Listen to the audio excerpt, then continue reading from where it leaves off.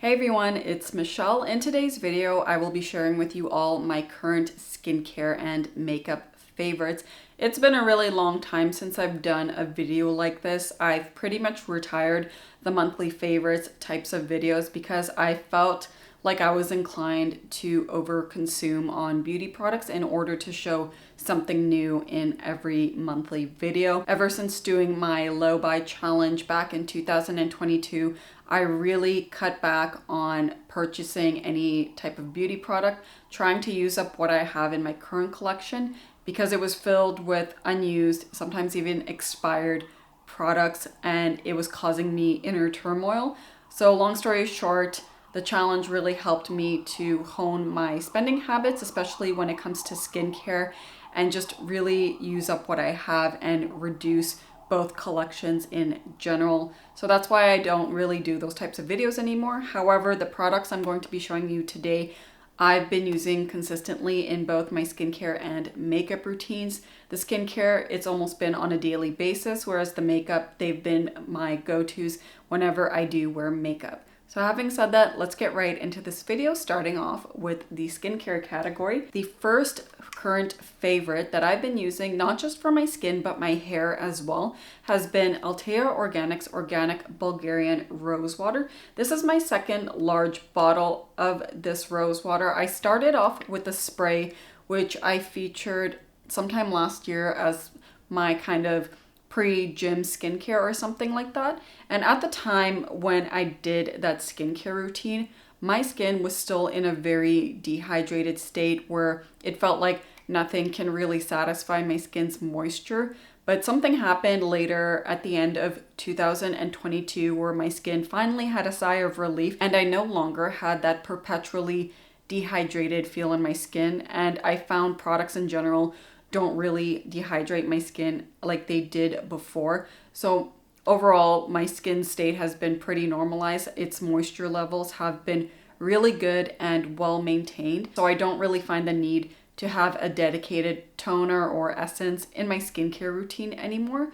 What I do use the rose water for in my skincare routine is sometimes in the morning when I feel like my skin needs a good refresh, I will just pour some of this on a cotton round and wipe my face just to get rid of last night's oil buildup, sweat, any fluffs from, my sheets, anything like that. Just to simply clean and tone my skin and prep it for the next step if I feel like my skin needs it. I really have been enjoying using rose water just to tone my skin and prep it for the following steps. It's gentle, it does not dehydrate my skin, it does not really add extra moisture to my skin or an extra layer. It's just very simple. It does not bother my skin at all, and I've actually decanted this into a smaller spray bottle, so when I'm out and about and I feel like my skin really needs a refresh, I will spray some rose water because it doesn't add any extra moisture on my skin, doesn't make my skin feel tacky, it just refreshes and tones my skin, makes it feel really nice. So it's become a staple in my skincare collection in general. The next set of skincare products are from the same brand. It's called Kibela Naturals. It's a Bulgarian brand that's only available within Europe. I purchased quite a handful of skincare products actually, but these are the current ones I've been using this summer and been really liking. So let's start off with this serum right here. It's the vitamin C serum. It contains ascorbyl glucoside, which is a derivative of vitamin C. I've tried the Ordinary's 12% glucoside years ago. I really liked how it was gentle, it brightened my skin, but at the time I was trying to use it for post-acne red marks. Didn't find it did a whole lot for that, but when it came to general evenness of the skin and brightness, I found it worked really well. I decided to pick vitamin C serum up again because of that brightening benefit, that glow that you get from vitamin C. I used to use L-ascorbic acid serums in the past, like the Geek and Gorgeous C Glow serum.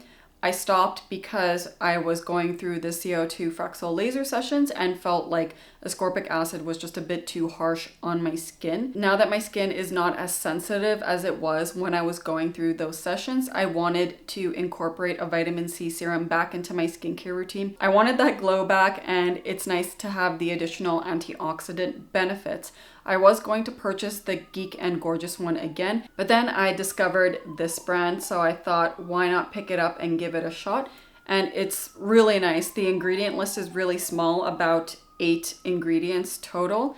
It's very gentle. I have noticed the brightening effect that one gets from a vitamin C serum, and I've just have had no problems with this. The texture is really lovely as well, really nice and thin, very easy to incorporate in my skincare routine. Another serum that I picked up from this brand, another kind of staple that I used to use in the past, stopped for a while, and now I've brought it back into my skincare routine, and it's a niacinamide serum. So this has niacinamide in it, panthenol, and kojic acid. Years ago when I did use a kojic acid serum in my skincare routine, again, I noticed a really lovely brightening effect from it, and it was very effective on any pigmentation that I had on my face.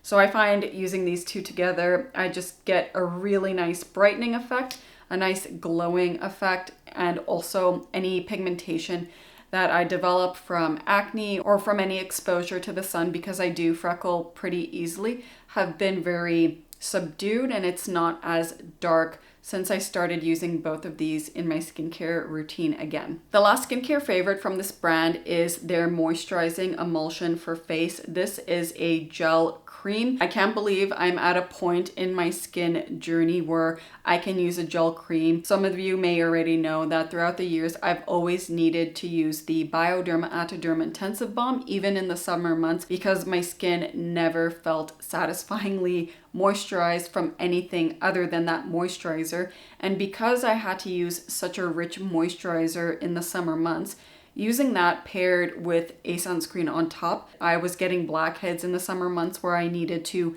incorporate a salicylic acid product in my skincare routine.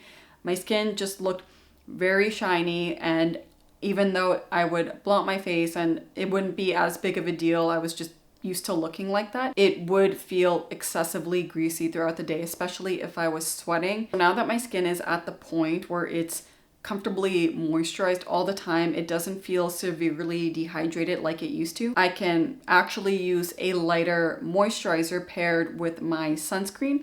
I have not been getting any blackheads this year, so I have not been needing to incorporate more products in my skincare routine to deal with something as a result of my severely dehydrated skin. Overall, when it comes to this brand in general, very impressed. I did meet the owner. She's very lovely, and she really cares about how her products are formulated. She is the formulator herself, and she even paid attention to detail with the packaging to preserve the product for longer. I would say the stars of her brand are definitely these two serums right here. Again, the vitamin C serum, which has ascorbyl glucoside, and the niacinamide serum with kojic acid and panthenol. These two, I would say, by far are my favorite from the brand. The last skincare favorite I'm featuring in this current favorites video is one that I've already featured in my simple summer skincare routine, and that is Avène's Intense Protect SPF 50+. This has no fragrance. It is alcohol free.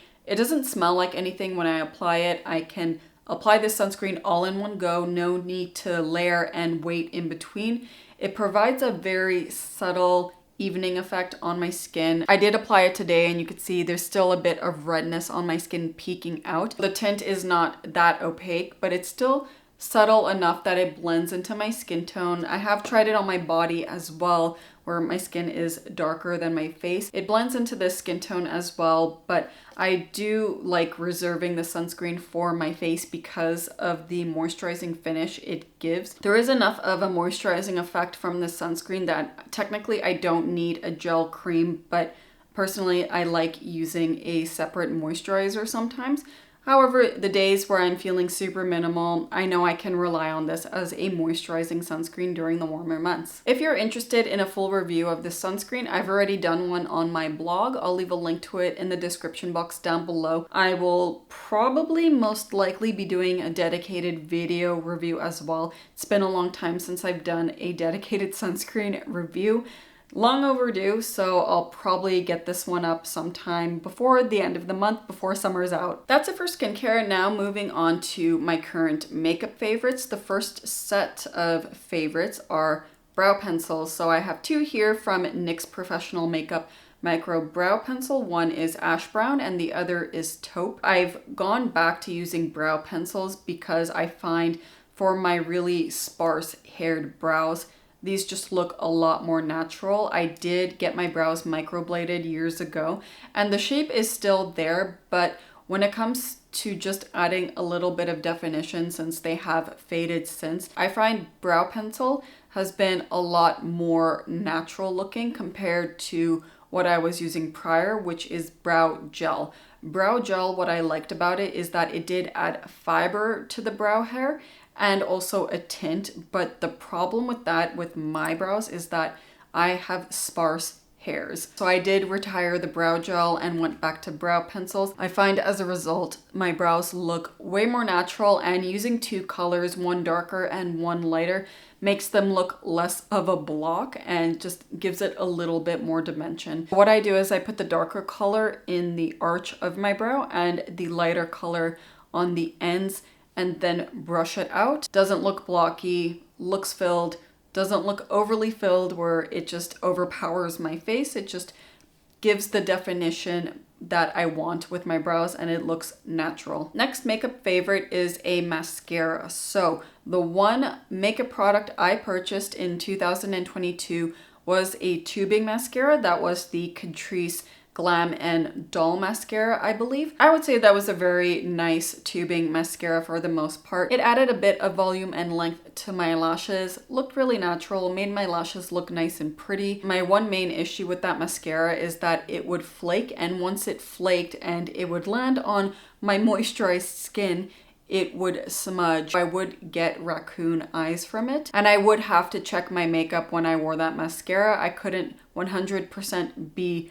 content with using it. So now that I've retired that mascara, the next tubing mascara I picked up was one that I saw had very good reviews as a drugstore tubing mascara. That is the L'Oreal Paris Double Extend Beauty Tubes mascara.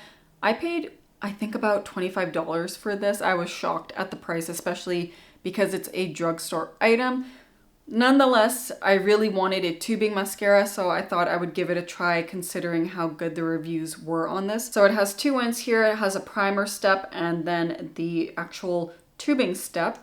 I have been very impressed by this. I am able to wear this for the whole day with minimal to no flaking, and it's pretty easy to remove with micellar water. If I soak a cotton pad and let it rest on my eye for 30 seconds or so, it just removes the mascara very easily. I need to try with regular water if it would work using a cotton round, because when I tried to just splash water on my face and lightly rub my lashes, nothing was coming off. Even when I tried to use castor oil on my lashes to get it off, it wasn't coming off very well, but micellar water and a cotton round removes very easily.